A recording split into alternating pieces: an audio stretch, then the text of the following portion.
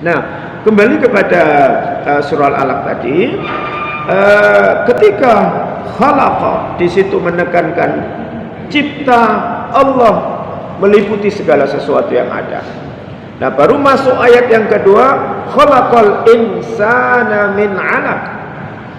Di situ Allah perinci, setelah gambaran ayat pertama Allah menciptakan segala sesuatu yang ada, begitu masuk ayat kedua, dialah Allah yang menciptakan manusia. Kenapa Allah tidak sebutkan malaikat walaupun itu makhluk ciptaannya? Kenapa Allah tidak langsung sebutkan langit dan bumi yang begitu besar manfaatnya untuk kemaslahatan dan kehidupan manusia? Kenapa Allah tidak ciptakan gunung yang kokoh, tapi Allah langsung sebutkan Allah dialah yang menciptakan manusia.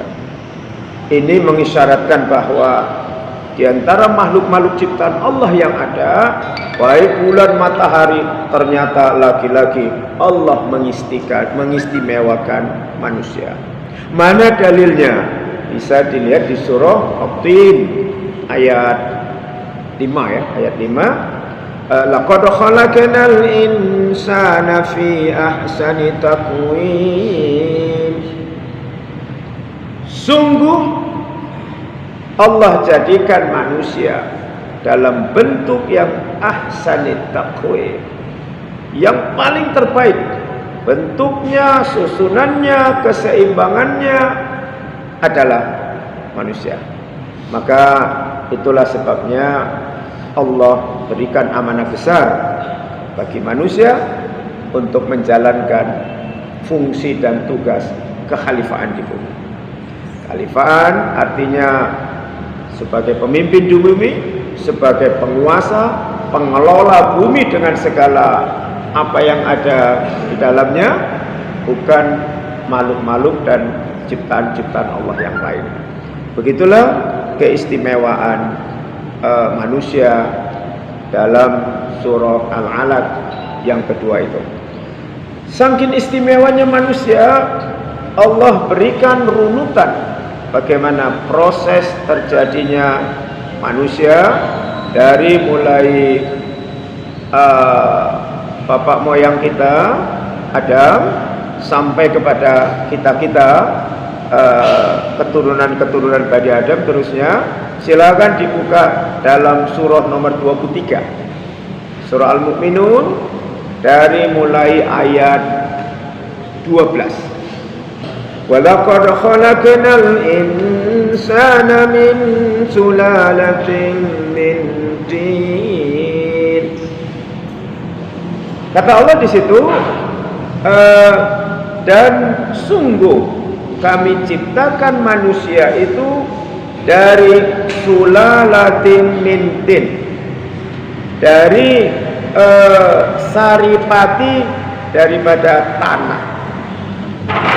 Tentu ini ya Adam itu memang dari turab, tanah yang kering atau debu. Tapi Bani Adam, keturunan-keturunannya termasuk kita tentunya, Allah ciptakan itu dari sulalatin min tin.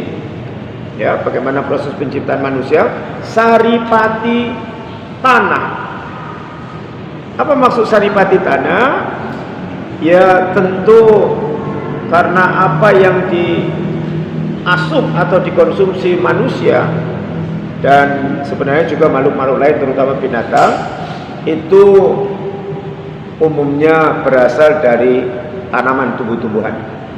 Jadi tanaman tumbuhan itu menyerap unsur hara, ya, tanah yang subur menumbuhkan tanaman dengan daun, sayur dan buah itu dimakan oleh manusia. Tanaman itu, begitu juga binatang-binatang. Binatang halal yang masuk ke perut manusia, mereka itu juga makan tanaman-tanaman, biji-bijian yang ditumbuhkan dari unsur hara yang dihirup atau yang diserap oleh akar-akar tanam-tanaman. Itu masuk ke kita. Diolah tubuh dengan kekuasaan Allah, maka dia akan tersimpan di sulbi laki-laki menjadi sperma atau mani. Nah, selanjutnya dilanjutkan di ayat yang ke-13, "Tsumma ja'alnahu nutfatan fi qararin makin." Kemudian kami jadikan yang bersarang di tulang sulbi yang berasal dari sulalatin min tin tadi itu, kami jadikan ia itu menjadi nutfah. Ya, nutfah itu sperma. Nah, sperma itulah tersimpan dalam tulang sulbi kaum pria, fi qararin makin, yang tersimpan dalam tempat yang terlindung, makin qararin makin, tempat yang kokoh lebih tepatnya. Apa tempat yang kokoh? Ya rahim ibu, rahim mama kita, rahim istri kita. Jadi sperma itu tentu melalui proses biologis, maka dia tersimpan apa istilahnya, mondok dia di rahim istri kita atau rahim ibu kita yang melahirkan kita. Nah, dia tersimpan di situ selama 40 hari. Rasul menegaskan dalam hadisnya yang sahih. Jadi 40 hari dia itu tersimpan di situ. Nah, inilah kenapa istimewanya proses penciptaan manusia. Baru setelah itu, ya, tsumma kemudian khalaqnan nutfata 'alaqah. Kemudian kami jadikan nutfah atau sperma itu menjadi 'alaqah. Nah, inilah surah Al-Alaq itu. Jadi jangan langsung dipahami bahwa asal manusia itu termasuk kita-kita inilah generasi Bani Adam ini tidak serta-merta dari alaqah. Sebagaimana surah Al-Alaq ini, dia mengalami proses dari sperma itu dia menjadi alaqah. Ini juga 40 hari prosesnya. Jadi 40 hari yang pertama, keterangan dari hadis yang disampaikan oleh Rasulullah. Kemudian pada saat menjadi segumpal darah, dia juga mengalami proses selama 40 hari. Sudah 80 hari. Kemudian fakhalaqnal 'alaqata mudghatan. Kemudian dari alaq atau segumpal darah, dia menjadi mudghah, segumpal daging. Nah, ini lagi-lagi diterangkan oleh Rasulullah, ini juga mengalami proses 40 hari. Jadi kalau 40 hari pertama ya nutfah, sperma, 40 hari kedua dia alaqah, segumpal darah, kemudian mudghah, segumpal daging. Ini sudah 120 hari, berarti 4 bulan. Nah, di 4 bulan inilah kemudian ditiupkan Allah ruh pada janin yang sudah berusia 4 bulan itu. Nah, keterangannya dikuatkan pada ayat berikutnya. Kita ikuti lagi, masih di surah Al-Mu'minun. Fakhalaqnal mudghata 'idhaman fakasawnal 'idhama lahma thumma ansha'nahu khalqan akhar fatabarakallahu ahsanul khaliqin. Kata Allah di situ, maka kami jadikan segumpal darah itu menjadi tulang, ya, izoma. Fakasawnal izoma lahma. Maka tulang itu kami selimuti, kami bungkus dengan daging lagi. Ini setelah Allah tiupkan ruhnya, ya, setelah 4 bulan. Dibungkus daging lagi ke tulang.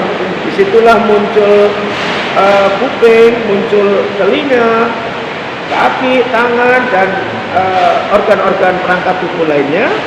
Baru setelah itu, summa kemudian ansha'nahu khalqan akhar. Maka kami jadikan dia makhluk yang lain. Pengertiannya itu tadi yang saya katakan.